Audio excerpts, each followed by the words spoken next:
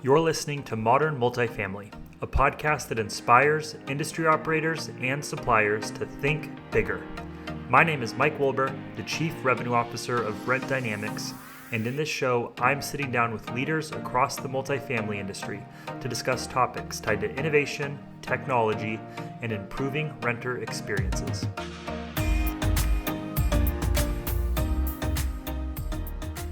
Welcome to another episode of Modern Multifamily. I had a blast getting to know Jay-Z on this episode. I think he's done an absolutely stellar job of being intentional about his social presence and building a personal brand. In this episode, we talk through all sorts of actionable insight, how you can get involved in social, especially without it being overwhelming. I really appreciated that Jay-Z actually taught me how to use my microphone correctly. I'd been using it wrong for the last 6 episodes. And at the end, we talk about the silver lining of the pandemic, which for Jay-Z was Apple TV. I hope you enjoyed this as much as I enjoyed making it. Let's get into it. Well, Jay-Z, thanks for joining today. You are the first guest that I've ever initially met on Twitter, and I have so many questions for you. I'd love to start with one that you're not ready for. When did it become Jay-Z? Has it always been Jay-Z? How did that happen? So odd story. My name is Jake Zachariah, and I've had that my whole life. Well, Jacob Zachariah, but nobody calls me that. I call myself Jake. And in like geometry class or something in high school, the teacher was like naming sides in letters, and they were like, "Let's use initials." And she said Jay-Z, and the whole class laughed. And I was like, "What? I don't get it." And then they introduced me to Jay-Z's music, and I was like, "Oh, that's so cool." And then I let it go. Like I totally forgot about it for a long time. And then when I started at a role a couple years ago, they had a bad experience with a guy named Jake before me. And so they were like, "We refuse. We're not calling you Jake. You're Jay-Z." And I was like, and it stuck. It just stuck. Like everybody's calling me Jay-Z. It's memorable. I love it. It's also fun to kind of like troll people a little bit sometimes, because I'm like, "I'm Jay-Z," and they're like, "Oh, ha ha ha, that's funny." And I'm like, What do you mean? Like, what's funny about it? That's my name." And then they have this like awkward like, uh, "Oh no," and they try to explain Beyonce to me and that whole thing. And I'm like, "No, I'm really just messing with you. Like he's like one of the largest music personalities in existence. You don't have to explain who Beyonce is." That's hilarious. So when I first interacted with you on social, I saw Jay-Z. I definitely thought about Jay-Z. Are you a hip hop fan? Yeah, I mean, I have to be. I think I mean, if I'm Uh, going to use it. I'm going to use those initials. I kind of have to be. So yeah, Hova, totally into Jay-Z, and I think he's probably the only one, or the main part of hip hop that I'm into all kinds of music and stuff. A little bit more like chill and low key as I get older, but definitely Jay-Z and Beyonce are two of my tops. That's cool. I love it. So I'd love to start today, just like a little bit of a background, who you are, what you're up to, your story in your words, not mine. Well, I've been in multifamily for 15 years now, in like so many kinds of roles, kind of like a jack of all trades: leasing, operations, management, training, marketing, in on-site roles, regional, national, all stuff in like multifamily. And I've been mostly I think all in Florida. Now that I think about it, it's all been in Florida, is my regions. But I've been a big fan of our industry association. So I've been very involved in IROM and NAA. I've earned IROM certification, like the ARM, which is the Accredited Residential Manager, NAA certifications, CAPS, CAM, which is Certified Apartment Portfolio Supervisor, and Certified Apartment Manager for the uninitiated. And those are a few things I'm passionate about in multifamily: the training, the on-site management, the whole process, just providing people homes, quality homes. It's been my thing. But just outside of multifamily, super big fan of marketing in general, social media, personal branding. And lately I've been really getting into the era of like digital based relationships, and even like leading ed technology. I mean, I have tons and tons of Apple devices around me, even at this moment, like too many. It's insane. And I've always, I think, always been a fan of like efficient systems in the workplace, like finding ways to do the same thing better, easier, faster, with less energy and less effort. Okay, I'm going to write that down. I want to come back to efficient systems in the workplace here in a bit. I'm curious, so like you just talked about all the stuff I want to talk to you about today. And I think for me, one of my intentions with this podcast was to talk to people who are helping to modernize or push the industry forward. And one of the things that I talk a lot about with, the teams I've managed, friends in the space, is being more intentional about social. I see a lot of people talk about how they want to get more active on LinkedIn or Twitter. Right now, Clubhouse has definitely been the rage in terms of people starting different groups and communities. But for you, you seem like you've been really intentional. But I'm sure that's been a work in progress. But what has your approach been to really making social be part of Jay-Z at large, but also as all these new technologies continue to show up into our laps? Thank you for noticing. That is been I have been very intentional with it, and I think I've always been excited about social media. I saw it as like an opportunity to connect with people that you might not ever get the chance to meet or run into in the real world. I mean, if you think about the entire history of mankind, far-reaching friendships and networks, at least geographically speaking, it's like a relatively recent thing, and a lot of acceleration since social media. So that's always been pretty interesting to me. I was excited in the early days of social media, but my approach was very much similar then to like what everyone else was doing. Here are my thoughts. Here's a picture of my lunch. Here are the pictures of the kids. Here are pictures of my dog. And you have some social interaction, but it feels like easy or lazy now. Like, I mean, that's all we had. That's all we knew in the wild, wild west days of social media, as I call them. But I mean, it feels easy. It's like those people they always start small talk with, so this weather we're having, right? It's like, okay, yeah, I mean, weather, everyone experiences it. It's not new or deep or whatever. But a while back, I watched a video, and this person, a very logical and like self-admittedly introverted person who was not into social media, kind of looked at social media, and he built this really huge following, and he kind of broke the whole process down from what he could see. And I was just so interested in it because it was just breaking my mind open about the whole thing. And he talked about providing value from social media first. And he defined it as kind of like when you put your thought out there, or a picture of your kids or the dog or whatever, you're asking people to like it, to comment, or to share or whatever. And that's taking value from them, not giving. So they can see a little bit of value from like maybe seeing the cute picture of the kids, but they have to do more of the work by commenting and liking. You kind of just put it out there and you expect people to like it. And that's kind of defined the difference, like that moment, like define the difference for social media for me, because really social media thrives on providing value. You don't get followers just because you posted a picture of the kids. You get followers because people are very interested. So the flip side would be like sharing insights from your experience or tips on how people can improve aspects of their life. And even stuff like when large accounts have like all these thousands of replies, and they'll never get to them, they'll never see them, or they'll never get around to answering them. You can jump in and be the person that, hey, I know about that, I can answer, I can help. And people see value in that, and then they start following you. So that kind of realization for me, and then using that to be intentional, to, instead of taking value from people or expecting value from people, I would then turn around and share value. So I just looked at the things that I know of myself, I have experience, insights in, and I could share that, joined into things like Twitter chats, which is really like someone that has an account sets out like 7 to 10 questions or somewhere around there through an hour, and they post those questions in that hour, and a lot of people get to respond back to them and jump in, and you have so many conversations that grow out of these questions.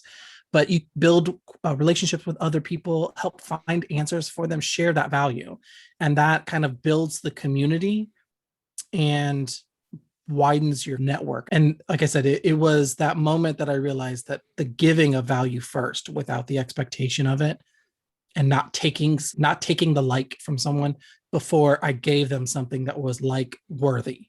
And Totally. that changed dramatically for me. I on Twitter, I went from like 150 people following me to 1700, I think it is now. I've replicated that on other platforms that I felt were valuable. So like LinkedIn the same way. I would started following people on LinkedIn instead of connecting with them first because I wanted to see what they were sharing, interact with what they were sharing before. If I've never met them before, connecting just didn't make sense. And again, that's kind of like that intentional way of sharing value, of building those relationships with people. Then I got to see it. The value that I got from it was having a wider network to be involved in. Totally. So I have a couple follow-up questions there, but real quick, I'm curious. I am obsessed with this notion or conversation of imposter syndrome. I'm curious if you've heard about that before. Yeah. Oh wow. Yeah. Imposter syndrome.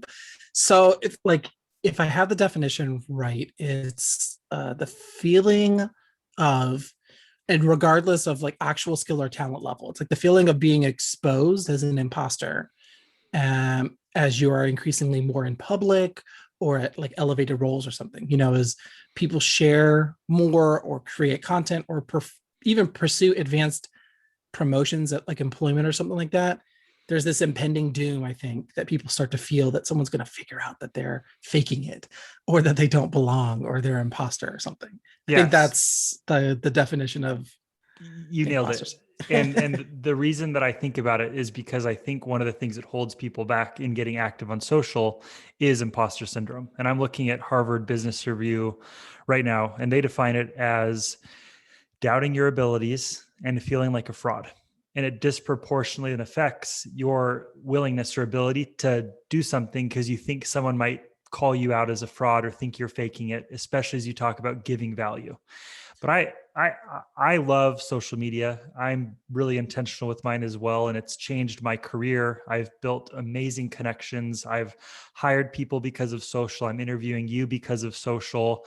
I've made investments into companies because of social. But I'm curious from your perspective, when you started in social now to having 1,700 followers on Twitter, I think you have like 12,000 on LinkedIn. At what point did you say it's go time, or you're going to get over that fear of failure or not getting engagement and activity? Because I know people are being held back and it's almost all mental, I believe. Yeah, so that's definitely an accurate correlation between people not wanting to get active into social and imposter syndrome. I feel like that. And I think it's like a largely a side effect of the dark side of social media, right? Where not only do we get to see these like amazing people putting themselves out there, creating content and sharing ideas, but we also see the trolls and the criticism, the tearing down of other people. So like it's as much the parting of the clouds and the light coming down from the heavens as much as it is a dumpster fire. So it's very equally both of those things. And so we all want obviously to have, angels singing as the clouds part, but we also see that there are people out there who really do criticize a lot. And I think people hold back because they see the trolling and they don't want it to happen to them. But in my experience, I feel like for me, I've always seen that there are more people who see value than those people who believe the trolls. I mean, it's a net positive. You have more, if you have two people who find value in what you share and one person who criticizes, then you've balanced out in the net positive, but only if you share. So if you're silent, you're quiet, and you're hidden, no one gets the benefit. So you don't get to share, and no one gets the benefit from your experience. And I think, side note, this is something that I've been talking about a lot about lately. The only the real imposters don't feel imposter syndrome. So, I mean, if you're feeling like should I share this, or I'm like, who am I? I'm not the expert on this. I don't even, why should I even share? Why should anyone like my stuff? I mean, that's kind of a clue. You're probably a genuinely valuable source of wisdom and insight, because like the real imposters would never even have those doubts. That's Like they are deep. like, I'm amazing, I'm wonderful, I'm just going to share it. And it's like, bro, you've used 17 acronyms in like a 20-word sentence. I don't even know what you're talking about anymore. But I mean, you sound confident. But like those are the real imposters, the people who are just breaking it down and sharing insights or giving good value to people, yeah, you're going to see or feel like, ooh, somebody might criticize me or might think that I'm a fraud or I think that's just like trailing. I guess the way to call it would be like the trailing self-awareness. You're just not there yet to see how awesome you really are. Other people are already seeing it. That's why they're asking you to share. That's why they're Totally. liking your content stuff. You're just not up to speed with your own self-awareness of how awesome you really are. Um, and I think, and on the flip side, real imposters are very much forward of where they really are. Their self-awareness, they think they are so much more amazing, and they've got years to go before they hit it. So, balance yourself out. No, I think that's honestly, I think that's pretty wise. I'm curious to, like you earlier mentioning personal branding.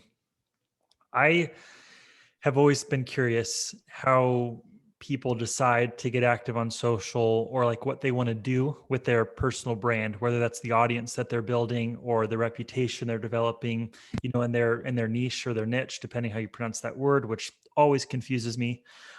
I'm curious for you, how intentional have you been in terms of deciding why you want to build, a brand for yourself, an audience, followers, etc., because it's a lot of work. It's definitely not, it's not one of those things like snap your fingers and you've got 20,000 people that know Jay-Z. So I'm curious, what has the intention been behind the why of getting active and building a brand for yourself? So for me, I think it was really just the recognition that the days of working 40 years for one company, it's gone. Like that's just out the door. So there's really a limited amount of time and energy and resources for every individual person. So you're going to have a wider network than you used to, um, because there's just limitations to things. You're never going to be able to get on a plane and spend the time and the money and energy to go to every conference around the country or invite the greatest people in your industry to coffee. Like it just won't happen. There's just not enough time.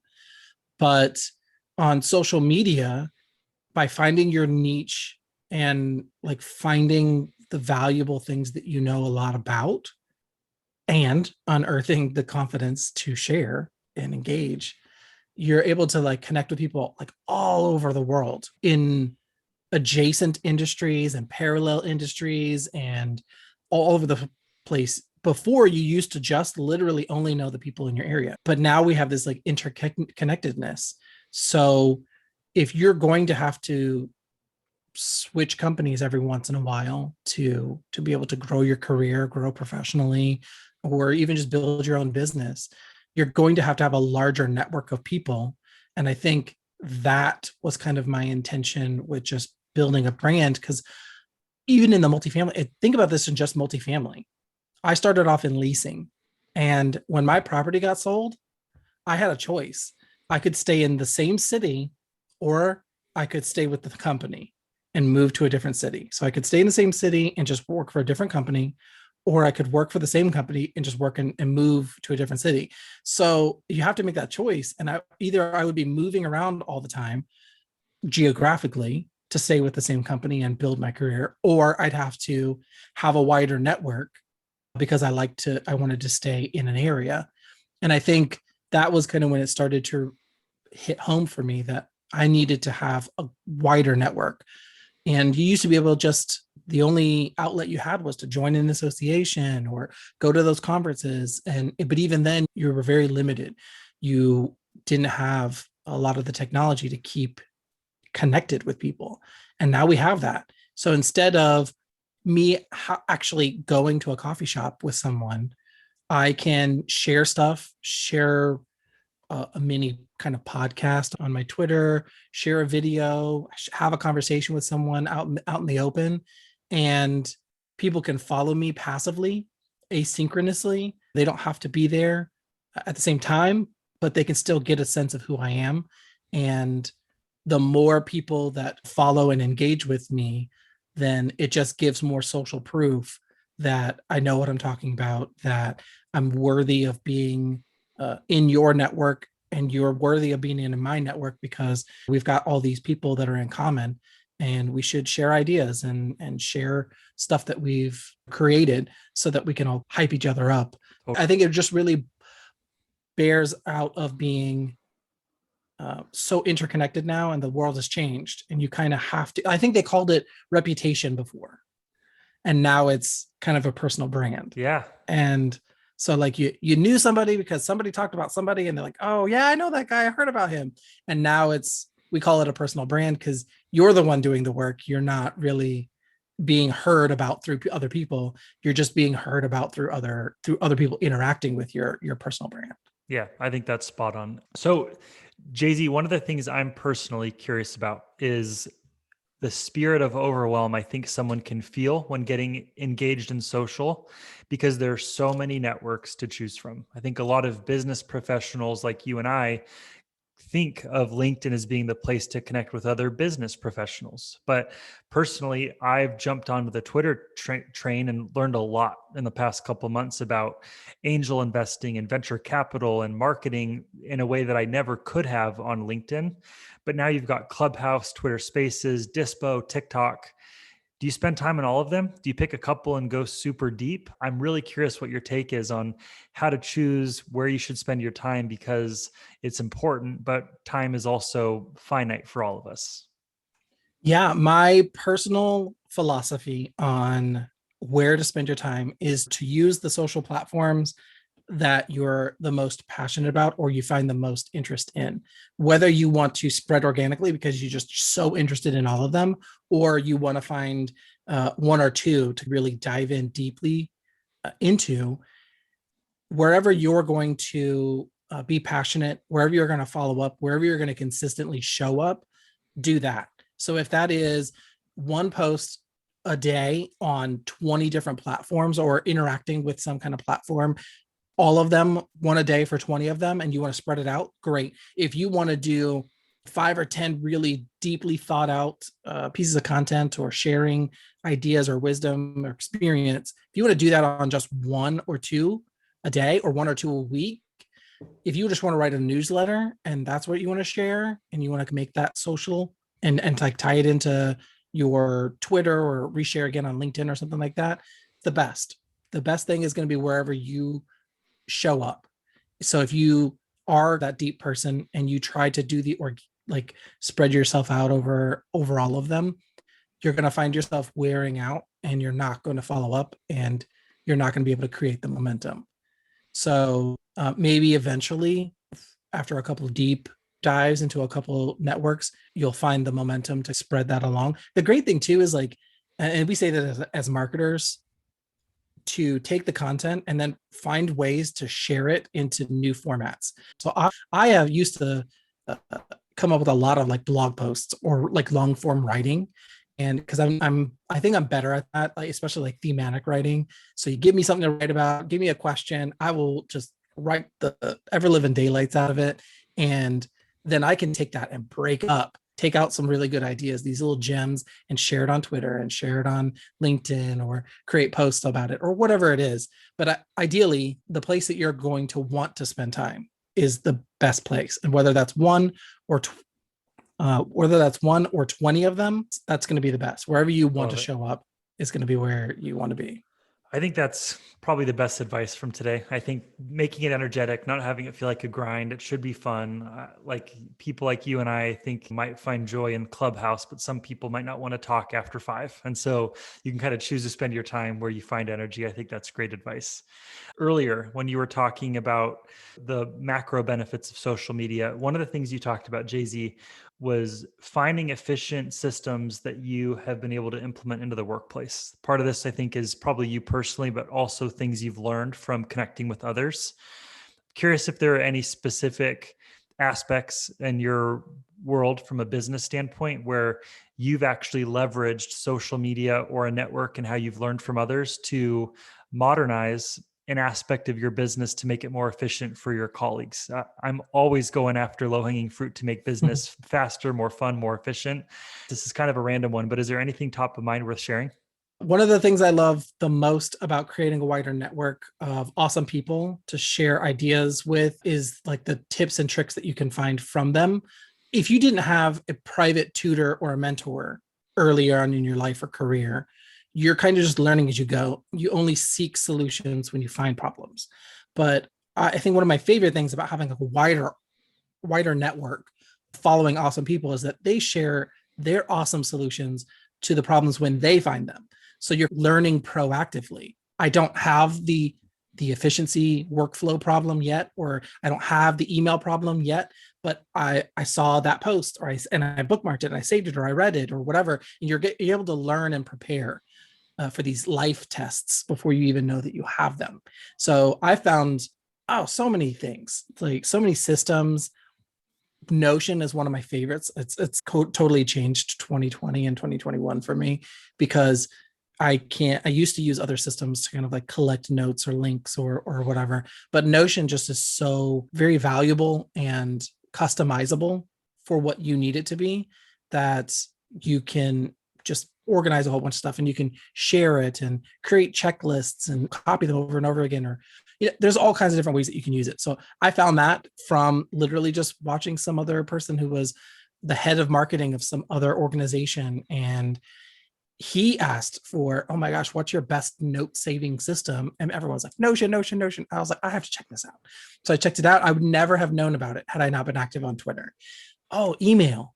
I hate email. It's the worst. I hate email, but I mean, it's useful, but I hate how it's evolved. And so like you get all these like tasks coming in, and I'm like, I don't know how to handle all this stuff. So I've used these awesome people and things that they suggest, not just like an actual app or a system that you use, but it's a system that you use, not an actual app. And just ways that you can get about, and it doesn't work for everyone. And some people try it and they're like, I don't like it. But like trying it and finding out that you are more efficient because you use this system that somebody suggests, or I do it this way. Like now I have a waiting on folder in my email, and it's life changing for me and work, because I will send an email, I will copy myself on it, and I never have to forget about it. And then like when somebody asks me, where's this thing? Oh, I was waiting on so-and-so. I never have to say that, because I copy myself on that email I sent to that person. And then I immediately drop it in my waiting on folder. So whenever, once a day, I'll just go and open what am I waiting on? And I'll be like, nudge, nudge. Hey, I'm still waiting on that thing. Can you get it to me today? And people are like, oh yeah, I totally forgot. Whereas they would have gone weeks before I pinged them again. Now I can ping them a little bit sooner and be a little bit more efficient with the tasks that have been assigned to me, just because there's one little tip. It was literally somebody was just like, I use a waiting on folder. And I was like, that is mind blowing for So me. money. Yeah. Well, it's funny because I think too often everyone expects there to be a perfect way to do everything. And I think too often we waste a lot of time trying to find that perfect way. I've never heard of a waiting on folder, but that sounds super smart. And you probably have your systems. I'm still using an archaic notebook, but it works for me. And I think Sure. half the time it's all about finding that system that works for your personality, your mentality, your willingness to develop something and jump all into it. So I think that's super cool to hear about. Well, and the other thing too that I found recently, I swapped from a Windows computer to an Apple computer, and nothing is the same. Hmm. It's nothing is the same. And I found, instead of relying on that system that I thought worked for me, finding ways or like regular intervals where you can swap the whole thing and just switch everything up really works, because it forced me to learn new ways to do the same thing. And in many cases, I was able to find better or faster ways through forcing myself to change. So it was like, you know what, I'm done. I took this laptop, I closed it, I sent it back, and I opened up my Apple computer, and I was like, I just got to figure it out. And sometimes it took me a little bit longer, but in the end, I found much better ways, much more efficient ways. And I don't think it was solely because it's an Apple computer, even though I am an Apple fan. I don't think it was solely because of that. I think it was because I forced myself, after a few years of doing it, this way, that way actually turned out to save me a little bit of time, or be a little more efficient, and gave me more time or energy that I could go back into, revisiting it. And is this really the best work? Because I have a little bit more time now, instead of just the old way I was used to doing it.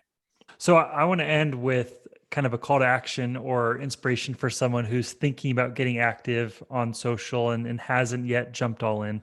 I loved your recommendation early, Jay-Z, which was rather than creating content, going on to LinkedIn or Twitter and looking at a big brand's feed where you might be an expert and engaging with others to give them value on a feed where the business isn't actually responding.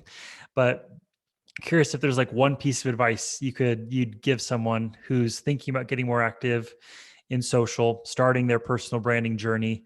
What's one thing someone can do differently tomorrow to start turning that idea into a reality?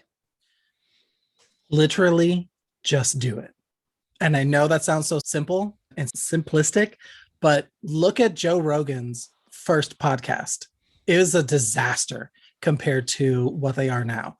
And I don't mean that in like a derogatory way. Like he just got better. If you go look at anyone's early work, nobody was perfect in the beginning. Nobody knew really what they were doing. They just started going forward. They had a kind of an idea. Take a day to think about it. And then the next day you need to just jump in and just start sharing. And if it doesn't hit, if it doesn't roll, then, you know, I'm a marketer. So A/B test, try it again, try a different time of day, try a different audience. Maybe it doesn't hit on Twitter, but it works well on LinkedIn. But the other thing is if you don't really have a big following, so you're not going to get a lot of engagement.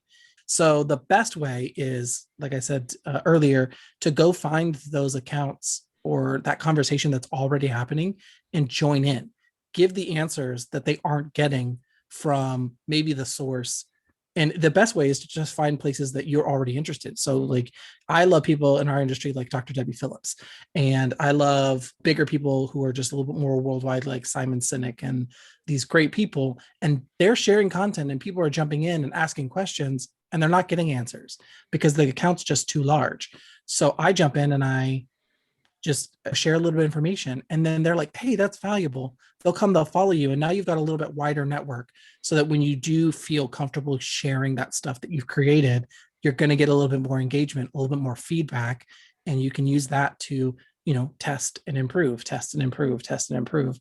And eventually you will get that personal brand, that wider network of people who know who you are, but more importantly, know what you're about, know how valuable you are, so that when the time comes to call on them and ask for something, I don't care if that's an app recommendation like me or a job that you might need down the road. It's like, hey, you know, it could be for any reason, whether you want to grow or your parents are sick in a different state and you want to take care of them. You just got to move, but you need people to help you find a job that's either remote or in that area so that you can, you know, live your life. All of that requires the work earlier on. And if you're too scared to share and you're asking for favors when you need them before you've built a network to call on, people aren't as trusting. They aren't as willing to go out there and help you. I have found when they don't even know who you are. So when they know who you are, when they know what you're about, it's so much easier for people to be like, yeah, no, I know, Mike. And I would share. Let me answer this question. Let me find somebody. You're hiring somebody. That's one of my favorite things to do on LinkedIn. If I see someone who's hiring or someone who's looking for a job, and I just use what little network I have built to share it and say, hey, if they find a job or they find the perfect person for their team, that's great, and they're gonna look back on me and say, hey, he was really valuable, that really helped, and you know, if he ever needs some help, I'll share in the future and see what I can do to help. I think that's totally gold. Thanks for ending with that. One of my new rituals has been ending with this question. Have you streamed or watched anything lately that's caught your, attention, been binge worthy, worth sharing? I have noticed this in your podcast, so I was kind of like expecting this one. But you know what's funny is I've been on a nostalgia run with streaming lately. I've used like the pandemic to not consume new stuff, but to revisit old stuff. And maybe that's just my weird brain working. So currently I'm on the third season of Lost from the mid 2000s. Love it. And I am like, I don't remember this. I don't remember this. Oh my gosh, this is happening. No, it didn't happen. I don't even remember this. So yeah, so love that. I'm so in love with that show and rewatching it. But the newest thing that I've seen that I absolutely love and I cannot recommend it enough is Ted Lasso on Apple TV Plus. It's on my list. I just haven't started yet. It's such a good show, man. It was so fun and lovable. I loved it. I just like I found myself watching and rewatching episodes just because it was so fun, and it's just an all-around good show to watch. Okay, so two comments real quick. My wife and I redid Lost this last summer, and I feel like a fine wine, it got better with time. We had the exact same. Yes. We had so much fun. And I think Apple TV's content has been remarkable. I think their platform, morning show, like really some really good stuff. Oh yeah, no, I haven't found one that I have disliked. Servant, morning show is amazing. C was so much different than I thought it was going to Me be, too. and so much better. So yeah, I think we were poised. I'm Apple TV is coming out of the pandemic as a silver lining winner because the pandemic sucked. But if ever people were in front of their TVs and all this content that Apple TV had really put out, they may not have considered it. And I'm just sitting there watching. I'm like, this is great. I And this totally is, agree. I bought a new phone and it came for free for a whole year. And I was like, I'm getting this for free. I want to pay them. Like, so it's been a great experience. But yeah, I'll tell you, Ted Lasso, like, just blew the top off. I am not a big fan of like little sitcom kind of shows. And that one just stole my heart and ran away with it. It was the best. I love it. Last question. If someone wants to get in touch with you, pick your brain about social, building a personal brand, or follow you on social to see how you're doing it, leading by example, what is the best way for someone to get in touch? And I'll be sure to include this in the show notes. Awesome. Jake Z. You can type it in pretty much anywhere: Twitter, LinkedIn, Instagram, TikTok, Facebook, everywhere. My website's also jzjakez.com.